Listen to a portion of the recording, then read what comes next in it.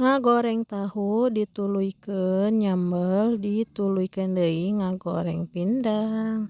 Poe ayeuna mah menuna teh anu simpel-simpel we anu tereh da ieu teh awak teu keur teu ngarareunah. Jadi rek nyieun anu sagala jadi we maksud teh anu henteu ribet masakna. Pan ari ngagoreng tahu pindang nyambel mah kari ngagebrus-gebruskeun hungkul. Hampura nyabaraya ieu teh ngisi videona oge manila leuleus kieu da puguh awak teh teu enak kieu. Lanjut ka isi video urang abuskeun we si tahu ieu teh meuli teh ngan sabungkus. Da ieu teh keur soranganan we keur bapa budak. Da abi mah ieu teh rada pararait baham. Tah geuningan teu kungsi lila si tahuna geus asak, tah ieu teh minyakna loba teuing urang eurikeun heula kana mangkok. Geus dieurikeun mah minyakna ye urang ngagoreng persambelan. Ieu teh persambelanna ge geus disiapkeun tadi teh nya tomat, bawang beureum, cengek. Tah geuningan iki geus asak urang asupkeun we kana coet. Lamun geus nyambel urang tambahan minyak, urang lanjutkeun ngagoreng pindang. Tah samemeh pindangna asak, urang ngaracik heula persambelanana aya gula, pecin, jeung uyah. Tuluy digurek-gurek sina lembut tah si sambelna. Lamun geus lembut mah urang pindah deui we ka pindang tuh ujug-ujug asak pindangna ge geuningan. Urang pindahkeun we kana piring. Tah alhamdulillah menu hari ayeuna teh entos sagala siap nyaeta tahu, sambal sareng pindang. Karna ieu atos di akhir video sakieu heula video ti abdi nya kabaraya sadayana. Pamugi sing sehat sadayana anu tos nonton video dugian ka akhir hatur nuhun. Assalamualaikum warahmatullahi wabarakatuh.